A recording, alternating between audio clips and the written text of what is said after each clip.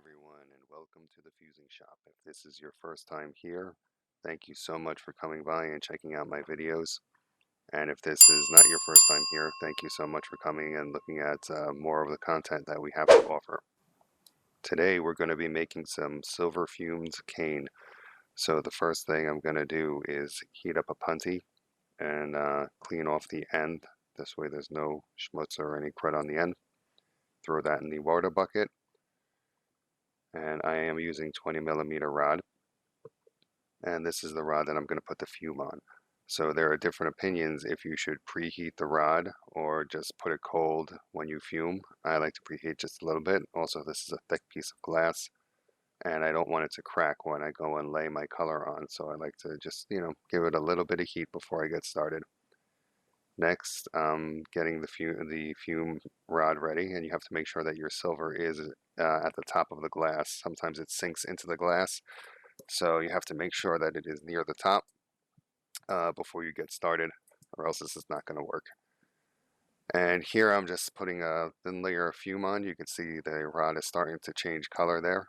And to fume, you put the silver near the cones of your fire and keep the rod about 5 to 6 inches away from that. And now I'm just flashing it with a reducing flame and an oxidizing flame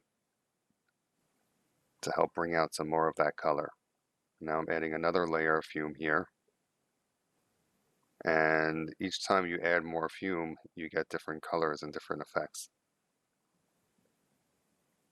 So I'm changing the flame a little bit, adding a little bit more fume on there, moving it in and out of the flame, and just relax and let that fume do its thing and you do your thing. And don't forget to subscribe to my channel. I'm constantly uploading videos, so if you enjoy glass blowing or want to learn more about it, then again, hit that subscribe button.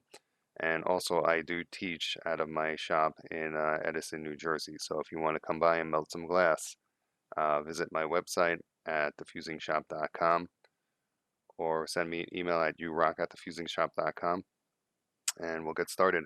In that shot, you could see all that different blues and yellow colors that you have from the fume. So it's pretty cool. You get so many colors out of one little piece of silver. So I like to do mine in layers.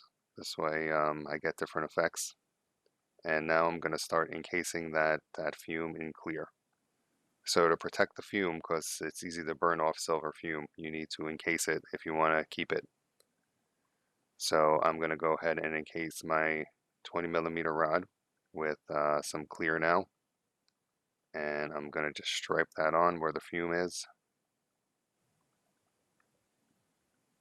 And this is easy to do. You just keep the tip of your rod in the fire and keep the fumed rod next to the flame to keep it warm. And you push your left hand, well, I'm using my left hand for this, so I'm pushing my left hand up and just keeping that rod in one spot, and keep feeding that rod into the flame as you lay the glass down on there. Make sure you go slow. Try not to trap any air bubbles. The way I like to do this is to encase the whole rod. So I'm just going to continue to lay that clear down until I get all the way around the piece. Checking it out, making sure everything looks good. Continue to lay down your clear.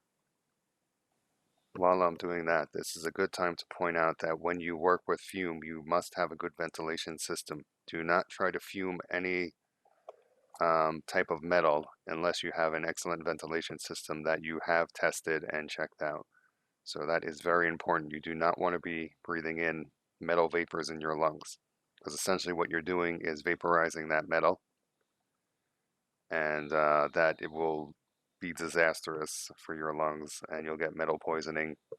So again, I cannot stress enough that you have a good ventilation system when you work with any type of fuming with glass.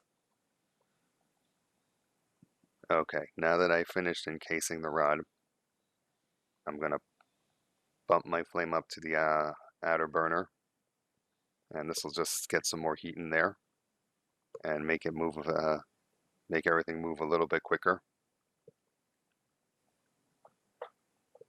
So just rotate that in the fire and let all that clear start melting down. When your glass starts to get too hot and starts to move on you, I'm going to go ahead and attach a punty here. You see my glass is already getting a little bit floppy.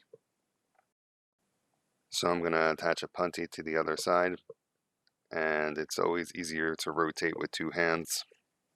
And this way it will start giving your other hand a break, because by now some people are very fatigued from turning so much. So when you have two hands, it splits the workload 50-50. Also, it helps you learn to keep the glass straight. And when you start working with tubing, it's very important that your hands can rotate at the same rate. So it's great practice for that too. Learning to doing with rods is much easier than tubing. So here I am beginning to twist and pull that rod out into a cane.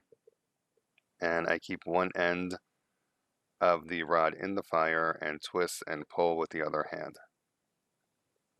And this way I get a nice even cane when I'm done. So just twist it up. Don't be bashful to twist this up really tight. The more you twist, the better it looks. So keep that one end in the fire, twist and pull with the other hand.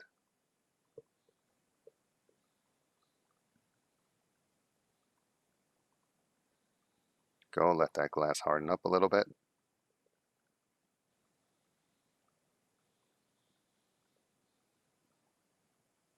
Heating up that end to pull out a little bit more.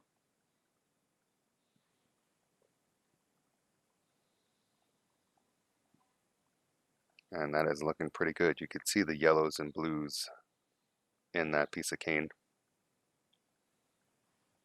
And this cane can be used for so many projects. I do have a galaxy marble that I made using this exact cane that I'm working on right here. So check out that video when you're done with this one. I'll leave a link in the description below. And it's a pretty amazing marble. And this can also be used for pendants or sculptures, figurines, whatever type of whatever your imagination comes up with, this can be used for. Okay, just flame cut off one of the ends. I'm going to flame cut the other end.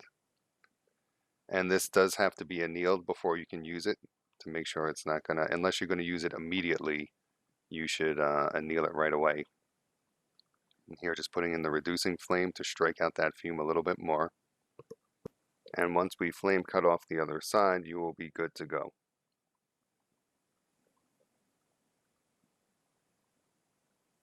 Again, there's so much you could do with fuming. It's really quite amazing that one little chunk of silver can make so many colors and can be used for so many different things with flame working. Alright, that's what it looks like. You can see it's got that ghosty kind of look in there. And just flame cut off the end. There we go. Make sure there's no stringers. And that is going in the kiln. Thanks for stopping by. Don't forget to check out the next video.